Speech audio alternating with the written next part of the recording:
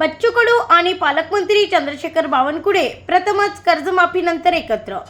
शेतकऱ्यांच्या कर्जमाफीची घोषणा केल्यामुळे अमरावती जिल्हा मध्यवर्ती बँकेच्या वतीने पालकमंत्री चंद्रशेखर बावनकुळे यांचा सत्कार.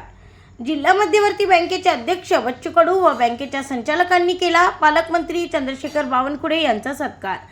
शेतकरी कर्जमाफीबाबत सरकारने स्पष्टता द्यावी, बच्चू कडू यांची राज्य सरकारकडे मागणी. रेग्युलर कर्ज भरणाऱ्यांना प्रोत्साहन भत्ता म्हणून 1.5 लाखापेक्षा जास्त द्यावा, बच्चू कडू. कर्जमाफीबद्दल जे काही प्रश्न असतील त्याबाबत बच्चू कडू यांच्यासोबत आम्ही बसू आणि त्यावर तोडगा काढू, चंद्रशेखर बावनकुळे यांचं बच्चू कडू यांना आश्वासन. ब्युरो रिपोर्ट, एमव्ही न्यूज, महाराष्ट्रातील बातमीपत्र, अमरावती. सत्य झालो की कुणाही शेतकऱ्याला जात धर्म न पाहता, पक्ष न पाहता साहेब इतकी विधारक परिस्थिती होती. एखाद्या शेतकऱ्याच्या घरात जर भगवा झेंडा, भगवा दुपट्टा दिसला तर त्याला कर्ज नव्हतं दिल्या जात साहेब. इथे त्याचा पक्ष विचारला जात होता. आणि म्हणून साहेब आम्ही यावेळेस निवडून आल्यानंतर साहेब इथं 17 वर्ष इथं एकसारखं काँग्रेसचं राज्य होतं. इथं कुठेही माणसाला तुम्ही विचारा साहेब, इथं या बँकेमधनं साहेब काँग्रेस पक्ष चालवला गेला.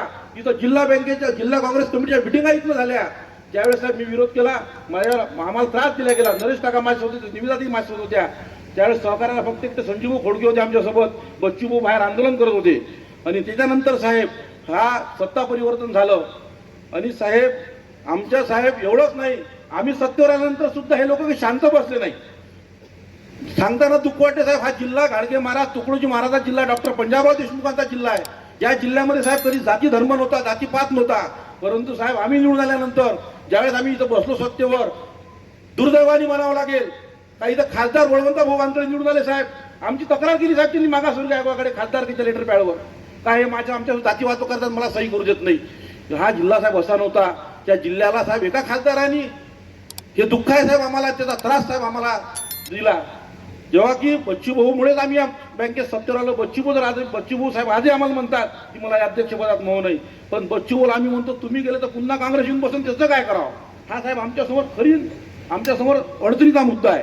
पुन्हा साहेब आम्हाला साहेब सर्व आम्ही साहेब तुम्हाला आजही सांगतो साहेब, तुमचा कार्यक्रम झाल्याबरोबर पत्रकाराच्या माध्यमातून म्हणा का उद्या हे लोक प्रेस कॉन्फरन्स घेतील काँग्रेसवाले आणि म्हणतील पालकमंत्री महोदयांचा सत्कार करण्यासाठी लाखो रुपये बँकेचे खर्च केले. तुम्हाला सांगू इच्छितो साहेब, बँकेचा 1 रुपया साहेब आम्ही याच्यात घेतला नाही. आम्ही सगळ्या संचालकांनी पैसे गोळा करून सत्कार घेतला. बँकेचा 1 रुपया आम्ही याच्यात वापरला नाही. हा शेतकऱ्याचा पैसा आहे साहेब. आम्हाला शेतकऱ्याच्या पैशावर चुकीचं काम करायचं नाही, कारण तुमचा सत्कार आम्हीच घेतला. उद्या हे लोक हेच म्हणणार सत्य झालो की कुणाही शेतकऱ्याला जात धर्म न पाहता, पक्ष न पाहता साहेब इतकी विधारक परिस्थिती होती. एखाद्या शेतकऱ्याच्या घरात जर भगवा झेंडा, भगवा दुपट्टा दिसला तर त्याला कर्ज नव्हतं दिल्या जात साहेब. इथे त्याचा पक्ष विचारला जात होता. आणि म्हणून साहेब आम्ही यावेळेस निवडून आल्यानंतर साहेब इथं 17 वर्ष इथं एकसारखं काँग्रेसचं राज्य होतं. इथं कुठेही माणसाला तुम्ही विचारा साहेब, इथं या बँकेमधनं साहेब काँग्रेस पक्ष चालवला गेला. इथं जिल्हा बँकेच्या, जिल्हा काँग्रेस कमिटीच्या मिटिंगा इथनं झाल्या. ज्यावेळेस साहेब मी विरोध केला, आम्हाला त्रास दिला गेला. नरेश काका माझ्यासोबत होते, निविदाही माझ्यासोबत होत्या. त्यावेळेस सहकार्याला फक्त एक संजीव खोडके होते आमच्यासोबत. बच्चूभाऊ बाहेर आंदोलन करत होते. आणि त्याच्यानंतर साहेब हा सत्ता परिवर्तन झालं. आणि साहेब आमच्या साहेब एवढंच नाही, आम्ही सत्तेवर आल्यानंतर सुद्धा हे लोक काही शांत बसले नाही. सांगताना दुःख वाटते साहेब, हा जिल्हा गाडगे महाराज, तुकडोजी महाराजा जिल्हा, डॉक्टर पंजाबराव देशमुखांचा जिल्हा आहे. या जिल्ह्यामध्ये साहेब कधी जाती धर्म नव्हता, जातीपात नव्हता. परंतु साहेब आम्ही निवडून आल्यानंतर ज्यावेळेस आम्ही इथं बसलो सत्तेवर, दुर्दैवाने म्हणावं लागेल, काही इथं खासदार बळवंत भाऊ वानकडे निवडून आले साहेब. आमची तक्रार केली साहेब त्यांनी मागासवर्गीय आयोगाकडे खासदारकीच्या लेटर पॅडवर. काय हे आमच्या जातीवाद करतात, मला सही करू देत नाही. हा जिल्हा साहेब असा नव्हता. त्या जिल्ह्याला साहेब एका खासदारांनी, हे दुःख आहे साहेब आम्हाला, त्याचा त्रास साहेब आम्हाला दिला. जेव्हा की बच्चूभाऊमुळेच आम्ही या बँकेत सत्तेवर आलो. बच्चूभाऊ साहेब आजही आम्हाला म्हणतात की मला अध्यक्षपदात मोह नाही. पण बच्चूभाऊला आम्ही म्हणतो तुम्ही गेले तर पुन्हा काँग्रेस येऊन बसून त्याचं काय करावं. हा साहेब आमच्यासमोर अडचणीचा मुद्दा आहे. पुन्हा साहेब आम्हाला साहेब सर्व आम्ही साहेब तुम्हाला आजही सांगतो साहेब, तुमचा कार्यक्रम झाल्याबरोबर पत्रकाराच्या माध्यमातून म्हणा का उद्या हे लोक प्रेस कॉन्फरन्स घेतील काँग्रेसवाले आणि म्हणतील पालकमंत्री महोदयांचा सत्कार करण्यासाठी लाखो रुपये बँकेचे खर्च केले. तुम्हाला सांगू इच्छितो साहेब, बँकेचा 1 रुपया साहेब आम्ही याच्यात घेतला नाही. आम्ही सगळ्या संचालकांनी पैसे गोळा करून सत्कार घेतला. बँकेचा 1 रुपया आम्ही याच्यात वापरला नाही. हा शेतकऱ्याचा पैसा आहे साहेब. आम्हाला शेतकऱ्याच्या पैशावर चुकीचं काम करायचं नाही, कारण तुमचा सत्कार आम्हीच घेतला. उद्या हे लोक हेच म्हणणार.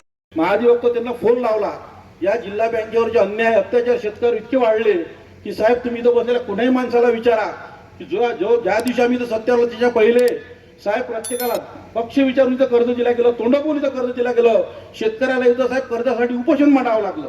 इव्हन साहेब त्यांच्याच पक्षाचे लोक होते, बच्चू भाऊंना माहित आहे, बच्चू भाऊंनी एक संघर्ष केला आणि साहेब या संघर्षामधून आम्ही शेवटी बच्चू भाऊ थकले. शेवटी लोकांनी सांगितलं त्यांच्या चांदूरबाजार तालुक्यातल्या का भाऊ आता ही धुरा तुम्ही आतल्या हाती घेतल्याशिवाय त्या काँग्रेसचा नायनाट होणार नाही आणि म्हणून बच्चू भाऊ संचालक म्हणून निवडून आले. परंतु साहेब तिथं अपयश आलं. परंतु साहेब नियताला काय वेगळं होतं. यांचा अन्याय अत्याचार इतका वाढला होता की यांच्या अध्यक्षांनी राजीनामा दिला, उपाध्यक्षांनी राजीनामा दिला आणि मग काय साहेब ती आम्ही संधीचं सोनं केलं. 23 जुलै 2023ला साहेब बच्चू भाऊ कडू अध्यक्ष आणि मी उपाध्यक्ष म्हणून निवडून आलो. साहेब त्या दिवशी मी 8-9 होतो आणि आजही आम्ही 8-9 आहे.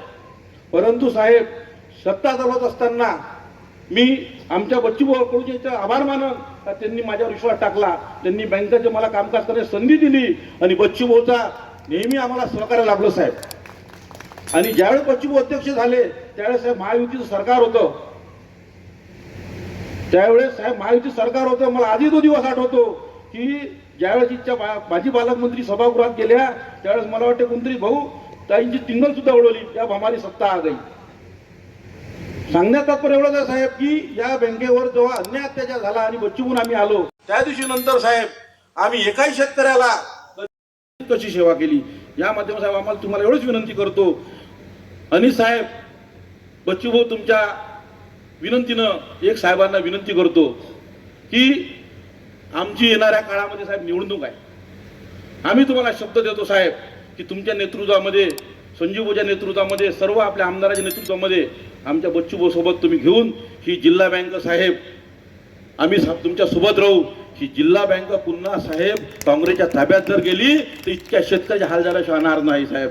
म्हणून येणाऱ्या काळामध्ये साहेब तुम्ही आम्हाला आशीर्वाद द्या आणि ह्या बँकेवर पुन्हा साहेब तुमचं आमचं नेतृत्व प्रस्थापित होऊ द्या एवढीच मी तुम्हाला विनंती करतो साहेब. आणि येणाऱ्या काळामध्ये साहेब शेतकऱ्यासाठी जे तुम्ही मोठं काम केलं साहेब आपल्या सरकारने कर्जमाफीचं, त्यासाठी साहेब आमच्या अध्यक्ष साहेबांनी पहिले सर्वांचा आभार मानले. परंतु साहेब इथं बसलेले बरेचसे शेतकरी साहेब रनिंग शेतकरी आहेत, थकीत शेतकरी नाही आहेत, नेहमी रेग्युलर शेतकरी आहेत. त्यांची साहेब एक भावना आहे की 50,000 खूप कमी होते. आमचे बच्चू भाऊ साहेब करणार त्यासाठी मागणी, परंतु आमची साहेब मागणी आहे आमच्या शेतकऱ्याला 1.5 लाख रुपये जे काही तुमच्या परीनं देता येईल ते जर दिलं तर साहेब बघा साहेब शेतकरी किती आनंदी झाला. आणि म्हणून या साहेब मागण्या आमच्या आहेत. कारण की रेग्युलर भरणारा शेतकरी साहेब त्याला असं वाटतं की आम्ही गुन्हा केला का. तो गुन्हा साहेब आमच्या जिल्हा बँकेकडून त्यांच्यावर घडला नाही पाहिजे, त्यांच्यावर अन्याय झाला नाही पाहिजे. म्हणून साहेब ही आमची छोटीशी मागणी मी आपल्या चरणी मांडतो शेतकऱ्याच्या वतीने. आणि मी साहेब आपले लांबलेले मनोगत इथे थांबवतो. आणि कारण साहेबाला आपले या जिल्ह्याचे सर्वात ज्येष्ठ बीजेपीचे आमचे काका अरुंद वडसोड त्यांना सुद्धा आम्ही त्यात मेंबर केलं, त्यांच्या काकूंना सुद्धा आम्ही मेंबर केलं. एवढंच नाही साहेब तर मंचावर बसलेले आमचे संजीव खोडके यांना सुद्धा आम्ही मेंबर केलं, सुलभात यांना सुद्धा मेंबर केलं. कारण की साहेब ही बँक आम्हाला सर्व मिळून घेऊन चालायची आहे. आम्ही आमच्या किंवा बच्चूभाऊच्या घरचे मेंबर नाही केले, आम्ही आमचे मेंबर नाही केले, आम्ही सर्वांचे केले, आमचेही केले. कारण साहेब याच्या पहिले जी बँकेचे लोक होते सत्ताधारी त्यांच्या घरचे साहेब लेंडर बांडरे मेंबर होते. आम्हाला वाटलं नसं काय साहेब, म्हणून आम्ही हे केलं साहेब. एवढ्यासाठी केलं का ज्या लोकांनी शेतकरी अन्याय केला यांच्या ताब्यात तरी बँकेने गेली पाहिजे म्हणून साहेब आम्ही कृत्य केलं. आम्ही आमच्या स्वार्थासाठी नाही पण शेतकऱ्याच्या हितासाठी हे कृत्य केलं साहेब. आणि साहेब सतत एवढंच सांगतो, काँग्रेसला विरोध करणं मागील 26 वर्षापासून साहेब आम्ही काँग्रेसला विरोध करतो. हा जर आमचा गुन्हा असेल तर साहेब हा गुन्हा आम्ही वारंवार करत राहू एवढंच तुम्हाला विनंती करतो. या जिल्हा बँक पुन्हा कधी साहेब यांच्या ताब्यात जाऊ नका देऊ आणि शेतकऱ्यांना होऊ नका देऊ एवढीच मी आपल्याला विनंती करतो. आणि तुम्ही आमच्या बँकेला टाईम दिला त्याबद्दल मी आपले आभार मानतो व माझे लांबलेले प्रास्ताव इथंच थांबवतो. जय हिंद, जय भारत, जय सरकार. तर शेतकरी या लोकांनी अन्याय नाही केला. इथं उपस्थित कर्मचारी साहेब या जिल्हा बँकेत कर्मचारी आहेत साहेब, सगळे शेतकऱ्याचे लेकर आहेत. या साहेब तुम्हाला ऐकून थक्क व्हाल तुम्ही का या जिल्हा बँकेच्या कर्मचाऱ्यांना साहेब मागील 13 वर्षापासून पगार वाढ नव्हती. 13 वर्षापासून पगार वाढ नव्हती. आम्ही बच्चू भाऊ आलो इथं सत्ता बसली, अल्पमतात साहेब आम्ही या लोकांना 32% पगारवाढ दिली, कारण की हे शेवटी शेतकऱ्याचे लेकरं आहे. आणि साहेब आम्ही त्यांच्याकडून काय घेतलं असेल, आमच्या अध्यक्षांनी त्यांना असं सांगितलं का मी तुम्हाला पगारवाढ दिली, तुम्हाला माझा सत्कार करायचा आहे, तुम्ही रक्तदान करू सत्कार करा. साहेब रक्तदानाचा कॅम्प इथच्या कर्मचाऱ्यांनी घेतला आणि आम्ही पगारवाढ दिली म्हणून त्याच्या निमित्त ब्लड कॅम्प घेऊन एक समाजसेवा म्हणून आम्ही घेतली.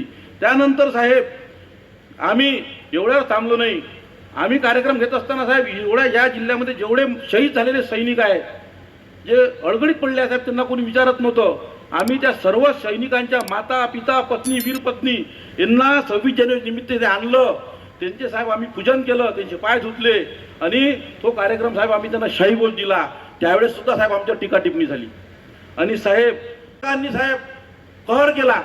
आम्ही साहेब इथं ही जिल्हा बँकाची आहे साहेब समोर एवढी मोठी प्रशासकीय इमारत 1975 मध्ये साहेब माझे वडील अध्यक्ष असताना ती बांधली, परंतु त्यानंतर ते पदावरून गेले. साहेब त्यांचं प्लॅनिंग होतं का जो मोठी छत्री आहे त्याच्यावर एक मोठा छत्रपती शिवाजी महाराजाचा पुतळा असावा. अध्यक्ष साहेब आल्यानंतर अध्यक्ष साहेबांनी म्हटलं का इथं छत्रपती शिवाजी महाराजाचा पुतळा असावा, मालटेकडीवर आहे, लोकांना त्यांना त्रास होते. साहेब ज्यावेळेस आम्ही हा प्रस्ताव छत्रपती शिवाजी महाराज जे राजे म्हणतो आपण, त्यांचा पुतळा लावण्याचा जेव्हा आम्ही प्रस्ताव, पहिले काही स्वातंत्र्याच्या पूर्वी आणि काही काळ वर्ष अगोदर जेव्हा डाकूंचं राज्य होतं तेव्हा मोठ्या लोकांच्या हाती पैसे राहायचे आणि डाकू ते उचलून ते इतर गरिबांना वाटायचं, त्याचं नाव मोठं व्हायचं. पण एक नेहमी आम्ही सांगतोय बावनकुळेजी का खरं तर बँकेची क्रांती इंदिरा गांधीजीच्या एका खास निर्णयामुळे झाली आणि ह्या बँक आम्ही पाहतोय राष्ट्रीयकृत ज्या बँक आहे सगळ्या त्या सामान्यपर्यंत खुल्या केल्या, सामान्य माणसासाठी खुल्या केल्या आणि ज्याच्याजवळ पैसा नाही आहे ज्याच्याजवळ पैसा आहे त्यानं बँकेत टाकावा आणि ज्याच्याजवळ पैसा नाही त्या बँकेनं त्या पैसे नसणाऱ्या माणसाजवळ न्यावं, एवढंच काम करतं बँक, दुसरं काही करत नाही. आणि हे एवढी फेरी करायसाठी आम्ही त्याचे व्याज पण घेतोय. कोणाला कर्ज देणं म्हणजे उपकार नाहीच आहे, पण इथले महाशय उपकार आम्ही पाहतोय कर्ज देण्यासाठीची भाषा, कर्ज द्यासाठी सुद्धा 10,000 कर्ज द्यासाठी आम्हाला त्या बँकेच्या अध्यक्षाच्या घरी जावं लागत जाय, त्याची सही घ्यायला लागत जाय आणि मग आम्ही पाहतो त्याला कर्ज भेटायचं. आम्ही ते पार म्हणून काढलं. आम्ही सांगितलं कर्ज देणं आम्हाला कर्तव्य आहे, आमचं ते कर्ज देणं आम्ही त्याच्यातूनच बँक चालतं. आणि मला वाटते आम्ही आलो तेव्हापासून एकही शेतकऱ्याला कर्ज भेटलं नाही असं अमरावती जिल्ह्यात एकही शेतकरी सापडत नाही. हे आमची खऱ्या अर्थानं त्याच्या मोठी जीत आहे. मला वाटते गोंडे साहेब नाही आहे, पण गोंडे साहेब सुद्धा उपोषणाला बसले होते कर्ज भेटलं नव्हतं म्हणून. ते तेव्हा आमदार होते, 1 दिवसाचं उपोषण त्यांनी त्यावेळेस केलं होतं. बँक ही निवड राजकारणासाठी वापरणारी गोष्ट नाही आहे, ही अतिशय निपक्षपणे चालवली पाहिजे. आता जर आमचे संचालक पाहिले तर एकाही पक्षाचे नाही आहे, अलग अलग पक्षाचे आहेत. ठाकरे साहेब काँग्रेसचे आहेत, सुरेखाताई अजितदादा पवार संघटनेचे आहे, डहाणेताई आता सध्या राजापूर सोबत आहे, संजय भाऊ खोडके पुन्हा अजितदादा गटाचे, ढेपे साहेब उभाटाचे आहे. अलग अलग पक्षाचे लोक होऊन सरकार निर्माण करतं, त्याच्यानं याला पक्ष म्हणून पाहणं फार गुन्हा ठरत आणि उलट आपण त्याला कशी मदत करता येईल. मला एक आनंद आहे का केंद्रानं सुद्धा सहकार खातं, मला वाटतं काँग्रेसच्या कारकिर्दीनंतर पहिल्यांदा भाजपनं सहकार खातं निर्माण केलं केंद्रामध्ये. त्याचे पहिले मंत्री आमचे अमित शहाजी झाले. मला एक सांगा का हे सगळं करत असताना त्याच्या मागचा उद्देश निवड राजकारण पण पाहता येणार नाही. रुपये कर्ज माफ करत असताना 2 लाखाच्या वरती 10,000 असेल तर त्यानं काय करावं ते स्पष्ट झालं पाहिजे. ते 4 लाख कर्ज असेल तर त्याला 2 लाख भरला ते 2 लाख माफ झालं पाहिजे. त्यासाठी खऱ्या अर्थानं भूमिका घेणं गरजेचं आहे. एकट्या अमरावती जिल्हा मध्यवर्ती बँकेचे 70,000 खातेदार आहे, ते माफ होणार आहे, पुण्य भेटणार. अरे आम्ही पाहिलो का ह्या 5-10 वर्षात ते काँग्रेसचं राज्य असू दे का बीजेपीचं असू दे, पण हमी भाव आम्हाला भेटत नाही, ही वस्तुस्थिती आहे. ते टाळता नाही येत आपल्याला, कुणी कोणत्याही पक्षाचा असू द्या. आपले शेतकरी म्हणून जगता आलं पाहिजे, शेतकरी म्हणून लढता आलं पाहिजे, ह्या भूमिका आमच्या हमेशा राहिलेल्या आहे. आणि मग आज जे व्यवस्था आपण पाहतोय का 10% सुद्धा सोयाबीन खरेदी झाले नाही. पालकमंत्री साहेब तुम्हाला आकडेवारी माहित आहे, 10 ते 15% वर आपण खरेदी करू शकलो का आम्ही भावात? नाही करू शकलो. आज आपण कापसाचे भाव वाढले होते, 9,000 पर्यंत गेले होते, पण आपला करार झाला, अमेरिकेचा करार झाल्यामुळे कापसाचे भाव पुन्हा डाऊन झाले, नंतर खरेदी केंद्र सुरू झाले नाही. एक तर नापिकी आणि दुसऱ्या इकडे कमी भाव, याच्यामुळे शेतकरी अडचणीत येतं आणि म्हणून तो कर्ज फेडू शकत नाही. हे तुम्हाला वेगळं सांगायची गरज नाही आहे. आणि म्हणून त्यासाठी जी भूमिका निभवली ती खरं तर तुम्ही ते कर्जमाफी करत असताना मला तर असं वाटतं का रेग्युलर कर्ज भरणाऱ्याला जास्त जपलं पाहिजे. या सगळ्या याच्यामध्ये आखरी हे सगळ्या पक्षा मिळून हे कसं चांगलं चाललं. 1100 कोटीची आमची ठेव होती, आम्ही 2400 कोटीवर नेली. चुका केल्या, वाईट केलं काही? एकाही कर्जदाराची एकाही शेतकऱ्याची तक्रार नाही, हे वाईट केलं आम्ही. नाबार्डला ही संलग्न नव्हती बँक, आपण नाबार्डला संलग्न केली. पश्चिम महाराष्ट्र रेकॉर्ड तोडून विदर्भात सगळ्यात जास्त कर्ज वाटप करणारी बँक अमरावती जिल्हा ठरली. हे चुकीचं ठरलं आमचं.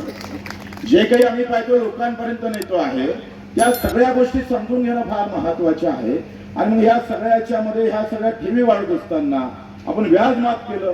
कित्येकदा आम्ही सांगतो आता जे काही कर्जमाफी केलेली आहे त्या बाबतीत आम्ही आंदोलन केलं, वाईट बोललं असेल तो होश आहे, हम तो करते रहते, उसमें कोई डरने की और डराने की बात नहीं है.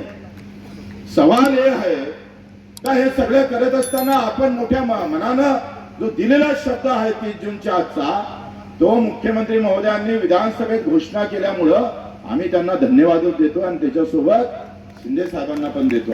हे सगळं कारण रेग्युलर कर्जदाराला तुम्ही 50,000 देऊन जर थांबत असाल तर मला वाटतं होते त्याच्यावर अन्याय होईल.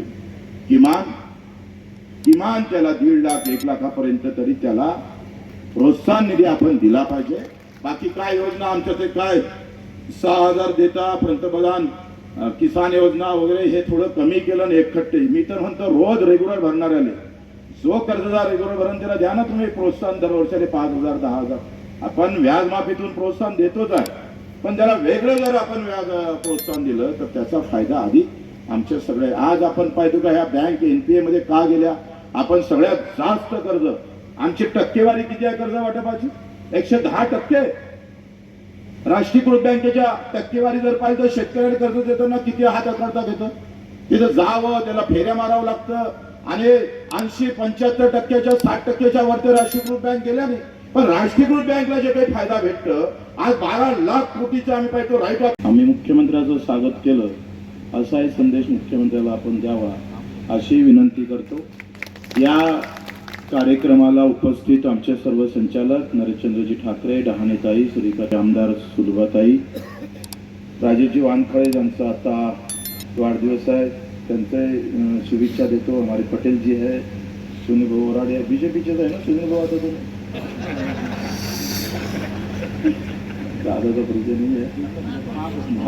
महापौर साहेब आहे, आनंदजी काळे आहे, आमच्या निवेदिता ताई माजी आमदार आणि ज्यांनी आत्ताच भाषण केलं. तर मागच्या आठवड्यात अभिजित ढेपेजी आणि सर्वच आपले आमदार सुलभाताई, राजेशजी, संजयजी आम्ही मंत्रालयात एकत्र आलो, विधिमंडळात एकत्र आलो आणि आम्ही चर्चा केली की मी पालकमंत्री म्हणून आपलं कर्तव्य निभवलं पाहिजे. एवढी प्रसिद्ध सुप्रसिद्ध बँक ज्यांनी या अमरावती जिल्ह्याचा जो एक नाव वाढवलं, म्हणजे काही बँकेचे जर उदाहरणं दिले त्या जिल्ह्याचं नाव खराब करण्याचं कामही अनेक बँकांनी केलं. पण ज्या जिल्ह्याला एक मोठी उंची ज्या बँकेने दिली आहे अशी अमरावती जिल्हा मध्यवर्ती सहकारी बँकेत पालकमंत्री म्हणून मी आलं पाहिजे अशी भावना आमच्या सर्व सन्माननीय व्यासपीठांनी व्यक्त केली. आणि मी वचन दिलं होतं की अमरावतीत आल्या आल्या मी नक्की या बँकेमध्ये येईल आणि आपला जो या ठिकाणी सर्वांचा जो मला सहवास लाभला, मग असे आमचे सर्व डायरेक्टर, आपले अध्यक्ष कडूजी, आपण सर्वांनी चर्चा केली. एक सकारात्मक पद्धतीने आपल्या बँकेला अजून सुवर्णकाळ यावा, अजून या बँकेची उत्तरोत्तर प्रगती व्हावी आणि या प्रगतीतनं समाजाच्या शेवटच्या व्यक्तीचं कल्याण व्हावं, शेतकरी शेतमजुराचं कल्याण व्हावं, ही भूमिका या ठिकाणी बँकेने घेतली. खरं तर आज बघा आपली नागपूर जिल्हा मध्यवर्ती बँक आहे, ती मागच्या 13-14 वर्षापासून 15 वर्षापासून जी बँक बुडाली, 153 कोटी रुपयाचा भ्रष्टाचार झाला. अनेक बँका या ठिकाणी महाराष्ट्रात नाव घेता येईल, धाराशिव बँक असेल, अनेक बँका आहेत ज्या भ्रष्टाचारामध्ये त्या बँका बुडाल्या आणि त्या बँका अजूनही जिवंत झाल्या नाही. खरं तर एक बँक बुडाल्यामुळं हजारो लाखो शेतकऱ्याचं कसं नुकसान होतं एखादं पोट फाडल्यासारखं जेवढं वेदना होतात, एखाद्या ऑपरेशननं जसं पोट फाडून आपण ऑपरेशन करतो, ज्या वेदना होतात तेवढ्याच वेदना एखादी बँक डुबल्याने शेतकऱ्याला होतात. आणि त्यामुळं नागपूरच्या जिल्हा मध्यवर्ती बँकेचं उदाहरणाचा मी साक्षीदार आहे की ती बँक भ्रष्टाचारामुळे बुडाल्यामुळं आज शेतकऱ्यांचे काय त्या ठिकाणी परिस्थिती निर्माण झाली. आणि आज जवळपास तेव्हा ते 153 कोटीचा विचार केला बच्चूभाऊ, तर आज जवळपास 1400 कोटी रुपयाचे शेतकऱ्यांचं देणं, 1400 कोटी रुपये या ठिकाणी भ्रष्टाचारामध्ये 153 कोटीचा गुणांक भागाकार केला तर त्या ठिकाणी मोठा आकडा या ठिकाणी भ्रष्टाचारामध्ये बुडालेला आहे. आणि आज ती बँक उठू शकली नाही. पण अमरावती जिल्हा बँकेने मात्र शेतकऱ्याच्या पैशाचा दुरुपयोग न करता या ठिकाणी जी उंची गाठण्याचा प्रयत्न केला आहे. खरं तर मी बच्चू कडूजी आपले मनापासून अभिनंदन करतो आणि आपले आभारी मानतो की आपण शेतकऱ्याला, या बँकेला खऱ्या अर्थाने शेतकऱ्याकरता आणि समाजाच्या गरीब माणसाच्या कल्याणाकरता या बँकेची उंची मिळवून देण्याकरता आपण प्रयत्न करतात आहे. आपलं सर्व संचालक मंडळ ज्या भावनेने काम करत आहे, शेतकरी हिताची भावना आहे, जनहिताची भावना आहे. आमचे अभिजितजी ढेपे यांनी सांगितलं की काही झालं तरी शेतकरी हा जो वर्ग आहे तो कुणाही पक्षाचा नाही, तो कुणाही जातीचा नाही, धर्माचा नाही. शेतकरी हा वेगळा आपली जात आहे. आणि या शेतकरी जातीला खऱ्या अर्थाने सर्व समाज असेल, कुठलाही धर्म असेल, त्या सर्व शेतकरी जातीला न्याय मिळवून देण्याकरता आमची बँक काम करत आहे. मी जेव्हा आपल्या बँकेचा जो उच्चांक बघत होतो तेव्हा मला त्या ठिकाणी दिसलं की आपल्या भांडवली कर्जातनं पशुपालन, मत्स्यव्यवसाय, कुक्कुटपालन आपण करतायत, त्या ठिकाणी कर्ज उपलब्ध करतायत. या ठिकाणी व्हेंचर कॅपिटल आणि कुक्कुटपालनाचं एक त्या ठिकाणी मध्यम मुदतीचं शेती कर्ज आपण त्या ठिकाणी देत आहे. खऱ्या अर्थानं बँका याकडे लक्ष देत नाही, पण मत्स्यपालनावर लक्ष येत आहे, कुक्कुटपालनावर लक्ष येत आहे. ट्यूबवेल, बोरवेल झाली पाहिजे शेतकऱ्याच्या शेतामध्ये, त्याची योजना आपण करताय. ठिबक संच तुषार सिंचन योजना आपण केली आहे. उपसा सिंचन योजनेकरता आपण पैसा देत आहे. शेतकुंपणाकरता पैसे देत आहे. शेतकरी गृह कर्जाकरता पैसे देत आहे. त्यामुळं मी जे बघितलं 31 वेगवेगळ्या कर्ज योजना आणि शेतकऱ्याच्या जीवनामध्ये उंची आणणाऱ्या योजना, शेतकऱ्याचं जीवनमान बदलणाऱ्या योजना या बँकेने हातात घेतल्या आहेत. मी अनेक बँका बघितल्या, अनेक जिल्हा सहकारी प्रायव्हेट बँका तर ठीक आहे, एका वेळी राष्ट्रीयकृत बँका ठीक आहे, पण एखादी जिल्हा बँक या ठिकाणी 31 वेगवेगळ्या त्या ठिकाणी शेतकरी विकासाच्या योजनेवर शेतकऱ्यांना समृद्ध करणाऱ्या योजनेला कर्ज देत आहे. मी मनापासून या जिल्ह्याचा पालकमंत्री म्हणून आपलं अभिनंदन करतो. खऱ्या अर्थाने शेतकऱ्यांना खरं नवीन जीवन देण्याचे कार्य आपली बँक करतात आहे आणि त्यामुळं खरं तर मी आपल्या सर्वांचे अभिनंदन करतो. मंत्रिमंडळाचा निर्णय, तो निर्णय तुमच्या आंदोलनाचा एक भाग होता. बघा की 2011 पूर्वीचे जे लोक सरकारी जागेवर राहतात, फक्त प्रधानमंत्री आवास योजनेचं घर मंजूर झालं तर त्याला पट्टा द्यायचे.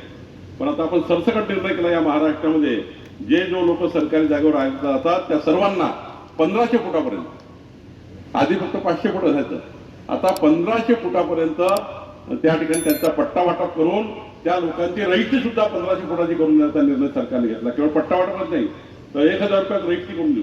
आणि त्यामुळं अमरावती शहरात नुसता विचार केला थोडक्यात नाही तर 22,000 परिवार आहेत ज्यांना आपण पट्टे वाटप करायचे. या जिल्ह्यात जवळपास विचार केला तर 50,000 परिवार या योजनेमधनं आपल्याला पुढे जातील. आणि त्यामुळे हा महत्त्वाचा मुद्दा तुमचा होता त्या काळामध्ये की सर्व अतिक्रमणधारकांना त्यांच्या मालकीचा पट्टा मिळाला पाहिजे. आधी 500 फुटाचा होता, आता 1,500 फुटाचा आपण केला. आणि त्यामुळे गरीब माणसाला प्रधानमंत्री आवास योजनेचं घर येऊ की नाही येऊ ते येईल, पण तो पण झाला पाहिजे. त्याने आपल्या कष्टाने काही पैसे कमवले असेल, त्यांनी किमान घराचं काम त्याला करता आलं पाहिजे, कवितेचं घर तरी बांधता आलं पाहिजे. याकरता त्यांच्या मालकीची प्रॉपर्टी कार्ड त्यांचं असलं पाहिजे. हाही निर्णय सरकारने घेतला. आणि सर्वात महत्त्वाचा या ठिकाणी जो आपण मुख्यमंत्री बळीराजा पांधन रस्ते योजना आणली आहे, या योजनेत तर मी तुम्हाला सांगतो पुढच्या 5 वर्षामध्ये शेतकऱ्याचा एकही रस्ता हा त्या ठिकाणी शिल्लक राहणार नाही अशी योजना आपण तयार केली. आणि यावर्षी त्या योजनेला आपण बजेट दिलं.